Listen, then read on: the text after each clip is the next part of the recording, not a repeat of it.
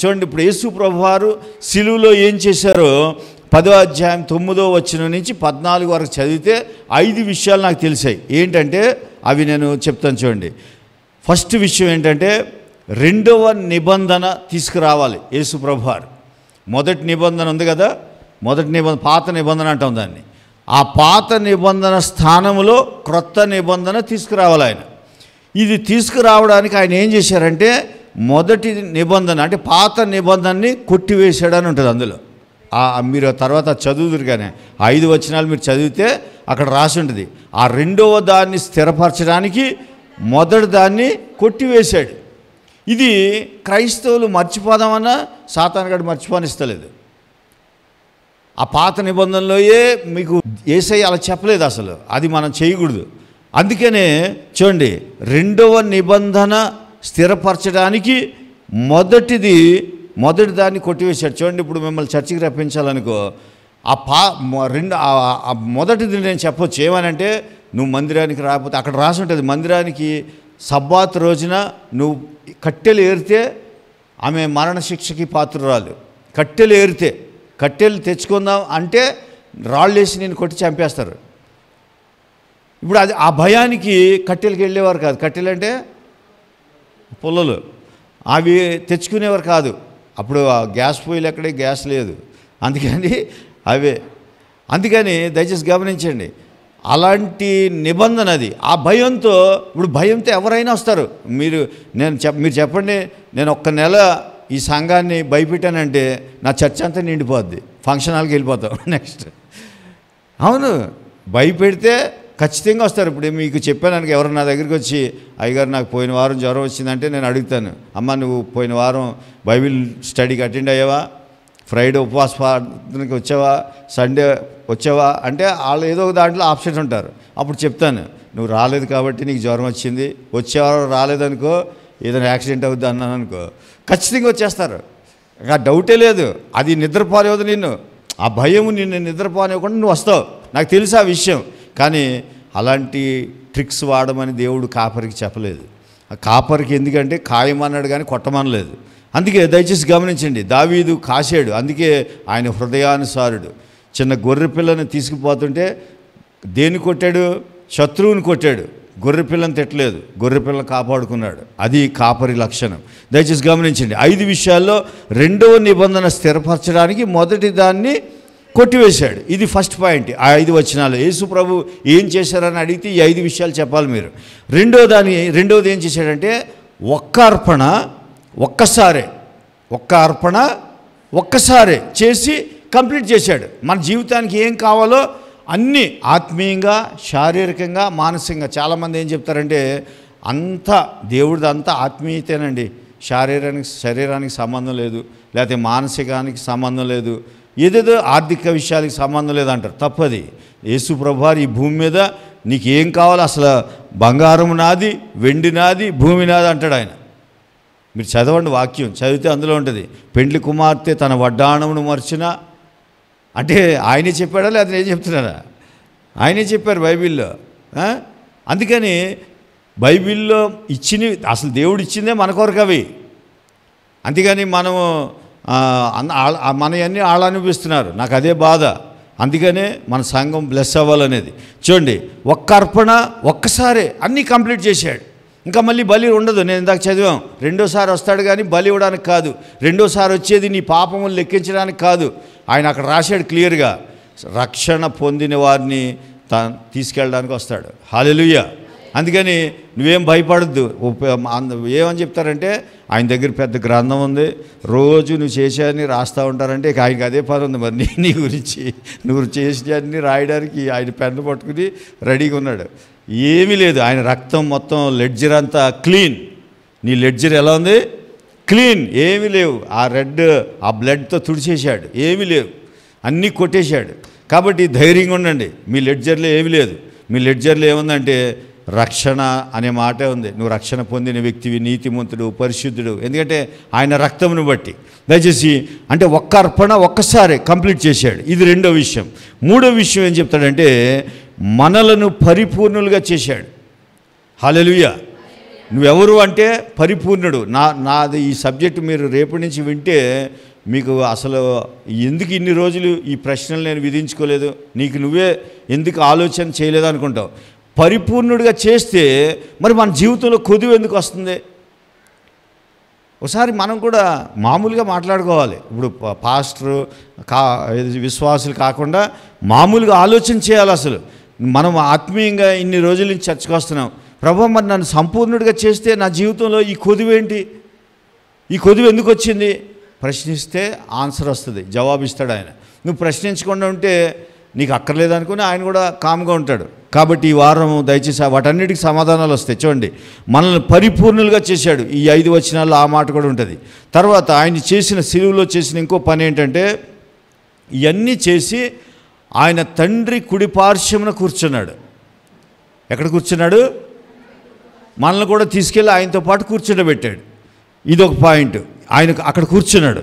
కూర్చున్న తర్వాత ఇక్కడ పాత నిబంధన, ఈ హెబ్రీ పత్రికలో మనం చదివితే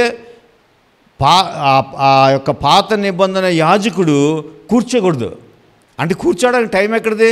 ఇప్పుడు నాకు 100 మంది సంఘం అనుకోండి, 100 గొర్రెలు తీసుకొస్తారు మీరు, దాన్ని బలి అర్పించేసరికి నా పని అయిపోద్ది. అవును, అంగి వేసుకుని బ్రెస్ట్ ప్లేట్ పెట్టుకుని దానికి చాలా విధానాలు ఉంటాయి, అవన్నీ చేసేసరికి నా పని అయిపోద్ది. ఇంకా నీకు వాక్యం ఏం చెప్తాను? 100 మంది విశ్వాసులు 100 గొర్రెలు తెచ్చారనుకో, అట్లా కట్ చేయడం, సెపరేట్ చేయడం, ఇవే సరిపోతాయి. కానీ ఈయన ముగించేశాడు. అంటే ముగించినాడు కూర్చుంటాడు. ఇప్పుడు నా ప్రసంగం ముగించాను ఏం చేస్తాను? కూర్చుంటాను. మీకు అర్థమవుతుంది. మీరు వంట ముగిస్తే ఏం చేస్తారు? కూర్చుంటారు. వంట వండేంతసేపు ఏం చేస్తారు అంటే కార్యం అవ్వలేదు కాబట్టి నిలబడ్డారు. ఇప్పుడు ఆయన కూర్చున్నాడంటే అర్థం ఏంటి? ఇంకా పనేమి లేదు. యాజకుడు వేరే చోట రాస్తాడు, పాత నిబంధన యాజకుడు నిలుచుండి చేస్తున్నాడు పరిచర్య.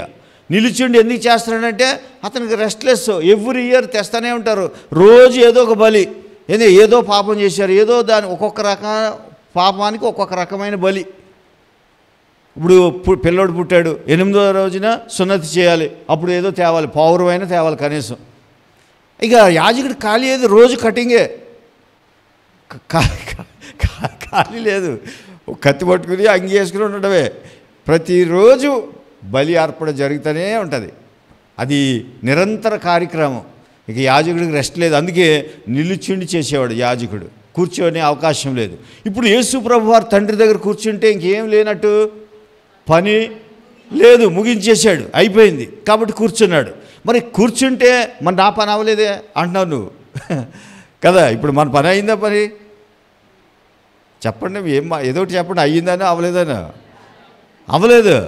ఎవరిది అవ్వలేదు, నాది అవ్వలేదు, మీది అవ్వలేదు. మరి ఎందుకు అవ్వలేదు? ఆయన కూర్చున్నాడు, మరి వెళ్ళిపోయి పని అయిపోయిందని సిలువలో ముగించేసి వెళ్ళి కూర్చున్నాడు. మరి మన పని అయ్యిందా ఇక్కడ అంటే? అవ్వలేదు. రోజు ఏదో ఒక రకమైన ఏడుపే, అంటే ఏదో అనారోగ్యమో, ఆర్థిక ఇబ్బందులో, అసమాధానమో, ఏదో ఒకటి మన జీవితంలో కొదువ.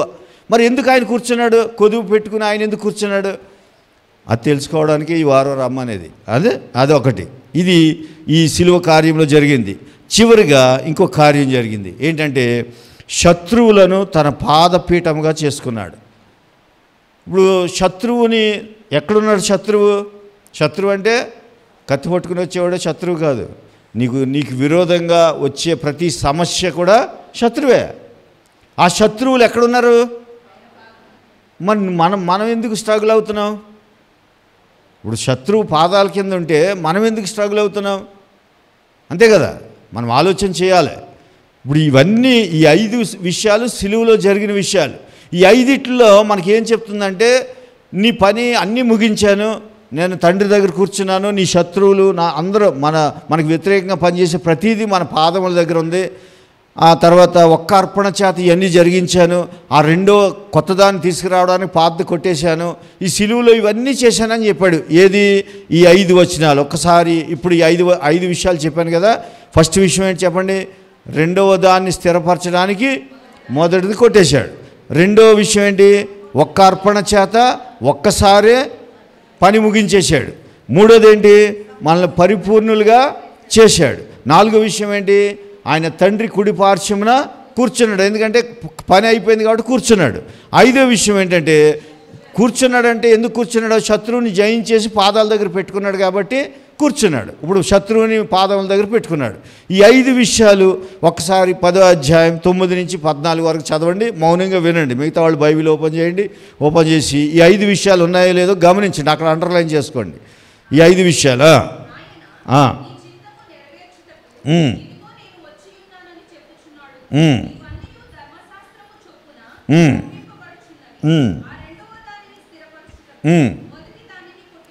చూడండి. ఫస్ట్ పాయింట్ అది. రెండవ దాన్ని స్థిరపరచడానికి మొదటి దాన్ని కొట్టివేయుచున్నాడు.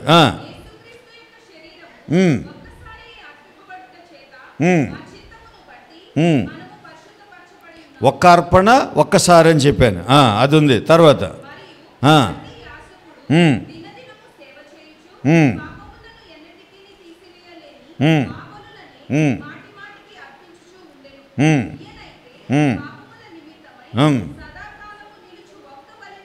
ఒక్క బలి ఒక్క అర్పణ ఒక్కసారి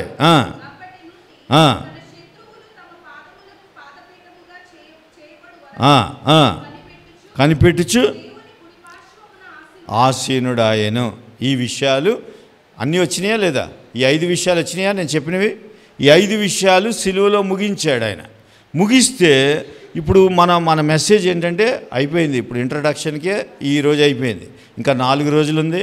ఈ 4 రోజుల్లో చాలా విషయాలు చెప్తాను. చూడండి, ఇప్పుడు ఈ 5 విషయాలు యేసు ప్రభువారు సిలువలో చేశారు. ఈ 5 విషయాలు నిజంగా జరిగాయి. కానీ జరిగితే మనం ఎలా ఉండాలంటే రాజులైన యాజక సమూహం వలె ఉండాలి. అత్యధిక విజయం పొందిన వ్యక్తులు ఎలా ఉంటారో అలా ఉండాలి. ఎందుకు అలా లేము? ఏంటి కారణము? ఎందుకంటే పాత నిబంధన అయితే రిపీట్ అయ్యేది, కానీ మరి ఇది రిపీట్ అవ్వదు కదా. ఇది ఈ బలి ఒక్కే అర్పణ అన్నాడు, ఒక్కసారి అన్నాడు, ఇంకా జరగదు. మరి ఇన్ని కార్యాలు చేశాక కూడా ఇంకా మన జీవితంలో విశ్రాంతి అనే పదానికి అర్థం తెలియదు మనకి. చాలా స్ట్రగుల్ అవుతున్నాం, అన్ని విషయాల్లో స్ట్రగుల్ అవుతూ వస్తున్నాం. అయినా యేసు ప్రభువారు పాపాలు తీయలేదా అంటే తీసేశాడు, అయిపోయింది, వెరీ క్లియర్, ఆయన అది తీసేశాడు. కానీ మరి ఎందుకు స్ట్రగుల్ అవుతున్నాము ఏంటి అని మనకు కన్ఫ్యూజన్. ఎవరు చెప్పరు కానీ మనకు కన్ఫ్యూజన్ ఉంటుంది. నిజంగా యేసు ప్రభువారు సమాప్తం చేస్తే ఇక మనం అర్థం కాక ఏమంటామంటే అవన్నీ పరలోకం వెళ్ళాక జరుగుతాయండి. ఎందుకు వచ్చిన గొడవ అది, అవన్నీ పరలోకం వెళ్ళాక జరుగుతాయిలేండి, ఇక్కడ కాదు అని. ఎందుకంటే మనకి తెలవక ఇంకా అదంతా పరలోకం కోసమే చేశాడు ఆయన అనేసి మనం సర్ది పెట్టుకుంటాం. దయచేసి గమనించండి, ఈ రోజున యేసు ప్రభువారు గొర్రెపిల్ల, మన పాపములను మోసుకొని పోయిన గొర్రెపిల్ల, గాయములు పొందిన గొర్రెపిల్ల, మనకు రోగం రాకూడదని గాయములు పొందాడు. మనం ఆర్థిక ఇబ్బందులు అనుభవించకూడదని ఆయన దరిద్రునిగా పుట్టాడు. ఆయన శిలువ మరణ పునరుద్ధానాల్లో మన భూలోకంలో మనం ఎలా బ్రతకాలో రాసింది బైబిల్లో. కానీ ఏ క్రైస్తవుడు అది అనుభవించట్లేదు. ఎందుకంటే మనకు అర్థం కాలేదు. ఫస్ట్ ఆఫ్ ఆల్ మనకి కొత్త నిబంధన అంటే ఏంటో తెలియదు, మనం మిక్స్ చేసేస్తాం. మనకి ఎక్కువ సాంబార్ తినడం అలవాటు, అందుకని ఏం చేస్తామంటే పాతది కొత్తది కలిపేసి సాంబార్ చేసేస్తాం. సాంబార్ చేసేసి భలేగా ఉందంటాం. అవును, సాంబార్ బాగుందంటారా అనరా? పప్పుచారు బాగుందంటారా? సాంబార్ బాగుందంటారా? సాంబార్ బాగుందంటారు. మరి ఇడ్లీ ఇక్కడ ఒకడు ఉండేవాడు మౌలాలీలో, ఇప్పుడు ఉన్నాడో లేదో నాకు తెలీదు. ఆడి దగ్గర సాంబార్ ఇడ్లీ చాలా బాగుండేది, ఆ కార్నర్లో ఉండేవాడు. ఆ సాంబార్ ఇడ్లీ తింటాకనే వచ్చేవాడిని నేను. సాంబార్ ఇడ్లీ తిన్నాక మా ఫ్రెండ్ అనేవాడు, టీ తాగుదావురా అనేవాడు. ఒరే టీ వద్దు, ఈ టేస్ట్ పోద్దు అనేవాడి. ఎందుకంటే ఆ సాంబార్ అంత టేస్ట్గా ఉండేది. మీరు అందుకే ఎప్పుడు బైబిల్ని సాంబార్ చేయొద్దు. అందుకే యేసు ప్రభువారు చాలా క్లియర్ కట్గా చెప్పారు, పాత తిత్తులలో కొత్త ద్రాక్షారసం పోయొద్దు. దాన్ని అసలు మనకి ఇచ్చిన నిబంధనే క్రొత్త నిబంధన. రెండవ దాన్ని తీసుకురావడానికి మొదటిది కొట్టివేశాడు. దాని జోలికి వెళ్ళొద్దు అసలు. అది ఎలాంటిదంటే మ్యూజియం లాంటిది. మ్యూజియం అంటే ఏంటి? అప్పుడప్పుడు వెళ్ళి అప్పుడు అలా జరిగిందంట అవన్నీ చూస్తాం కదా. మీరు ఎప్పుడైనా వెళ్ళారా లేదా? మ్యూజియం, సాలార్జంగ్ మ్యూజియం వెళ్ళారు కదా. అప్పుడు ఇలా జరిగిందంట, ఆ కత్తి అంట ఇది, ఆ బాబర్ గారిది, అక్బర్ గారి కత్తి అంట, ఇలాగని అప్పుడు చెప్పుకుంటాక అంతే. అది ఎవరు నీకు ఉపయోగపడుతుందా? ఇప్పుడు ఆ కత్తి తీసుకుని నువ్వేం చేస్తావు? ఆడు ఇస్తాడా? పోనీ ఇవ్వడు. అందుకని అది మ్యూజియం లాంటిది. అందుకే ధర్మశాస్త్రాన్ని తీసేయడానికి కొత్త నిబంధన ఇచ్చాడు. ఇస్తే కొత్త నిబంధన ఎందుకు ఇచ్చాడో మనం చదవం. మనకు అంతా ఆ స్టోరీలు ఇష్టం. వాళ్ళు ఇప్పుడు మనకి కాదు, ఆ బైబిల్లో యేసయ్యతో తిరిగిన వాళ్ళకి కూడా వాళ్ళే ఇష్టం. ఎవరు? ఏలియా వలె చేయమంటావా అన్నాడు ఒకసారి. వాళ్ళు ముగ్గురు అగ్నిని దించేయమంటావా అని ఒకడు, లేకపోతే గుడారాలు కట్టేయమంటావా 3 అని ఒకడు. అంటే వాళ్ళకి అంతా ఫస్ట్ నుంచి ఏంటంటే అది అలవాటైపోయింది. అందుకే మన జీవితాలు ఇలాగున్నాయి. వాళ్ళు అందుకే యాకోబు పత్రికలో అంటాడు, ఏలియా మన వంటి స్వభావం గల. ఎందుకు ఆ ఏలియా అని తిరుగుతావు? మనలాంటివాడే అని చెప్పాడు. మనలాంటి స్వభావం గలవాడే. కాబట్టి దయచేసి ఈ రోజున ఇంట్రడక్షన్కి 8 అయింది కాబట్టి దయచేసి గమనించండి. ఈ 5 విషయాలు సిలువలో చేశాడు. అయితే రేపు నేను చెప్పేది ఏంటంటే ఈ 5 విషయాల్లోంచి ఒక 3 విషయాలు. అంటే నా ఈ 4 రోజులు నా టాపిక్ ఏంటంటే ఎందుకని ఇంత అమూల్యమైన 5 విషయాలు యేసు ప్రభువారు సిలువలో చేస్తే మన జీవితంలో ఇంకా కంప్లీట్ అవ్వని విషయాలు చాలా ఉన్నాయి. అంటే నీ జీవితంలో కొదువు ఇంకా ఉంది, నీ జీవితంలో అసంపూర్ణత ఇంకా ఉంది, విజయం పొందని విషయాలు చాలా ఉన్నాయి. ఆర్థికంగా చాలామంది ఇబ్బంది పడుతున్నారు, ఆరోగ్యపరంగా ఇబ్బంది పడుతున్నారు. ఇన్ని విషయాల్లో ఎందుకు రోజు మన జీవితంలో ఇలాంటి స్ట్రగుల్స్ వస్తున్నాయి అనే విషయాల్ని ఈ 5 నుంచి 3 టాపిక్స్ నేను చెప్తాను. రేపు మేబీ ఫస్ట్ టాపిక్ 2 రోజులు పట్టవచ్చు, సెకండ్ టాపిక్ ఒక రోజు, ఇంకొక టాపిక్, మొత్తం 3 విషయాలు చెప్పి మీకున్న కన్ఫ్యూజన్ అంతా తీసేస్తాను. నిజంగా ఈ 3 టాపిక్స్ మీకు అర్థమైతే రేపు ఫస్ట్ టాపిక్ స్టార్ట్ చేస్తాను. అది మేబీ రేపు అయిపోతే ఓకే, ½ అన్ అవరే కదా మన టైము, అయిపోతే సరే, లేకపోతే ఎల్లుండి కూడా అది కొనసాగించి ఇంకొక మొత్తం 3 విషయాలు మీకు చెప్తాను. ఆ 3 విషయాల్లో మీకు క్లారిటీ వచ్చేస్తుంది. అసలు ఎందుకు మరి దేవుడు ఇట్ ఈజ్ ఫినిష్డ్ అంటే నా జీవితంలో లేదు, అది ఉందా? నిజంగా ఒప్పుకుందాం, మన జీవితంలో ఉందా అది? ఆయన నీ ఆర్థిక ఇబ్బందులు తీర్చేశాను అన్నాడు, తీర్నియా? నీ అనారోగ్యాన్ని నేను సిలువలో నా గాయముల చేత స్వస్థపరిచాను అన్నాడు, వచ్చిందా? ఇలాగంటలేదు రాలేదు. ఎందుకు రాలేదంటే మరి ఆయన బలిలో ఏమన్నా తేడా ఉందా అంటే తేడా లేదు. పరిశుద్ధమైన బలి ఒకటే అర్పణ. ఆయన ఆల్రెడీ చేసి ముగించేసి కూర్చున్నాడు అంటేనే నువ్వు రెస్ట్లో ఉండాలి, నువ్వు విజయంలో నడుస్తూ ఉండాలి. కానీ మన జీవితంలో అది లేదు. అది 3 విషయాల్ని నేను రేపటి నుంచి స్టార్ట్ చేస్తాను. ఇది ఇంటికి వెళ్ళి ఈ 9, 10 అధ్యాయాలు బాగా చదివి ఈ 5 విషయాల్ని మెడిటేట్ చేయండి. యేసయ్య సిలువలో ఏం చేశాడంటే టక్కుమని ఈ 5 విషయాలు గుర్తు రావాలి మీకు. 5 విషయాలు మీ మైండ్లోకి వచ్చేయాలి. ఈ 5 విషయాలు యేసు ప్రభువారు నా కొరకు చేశారని. ఇది మెడిటేట్ చేసుకుని రండి. రేపటి దినాన్ని ఆ 3 టాపిక్లో ఒక టాపిక్ రేపు చెప్తాను.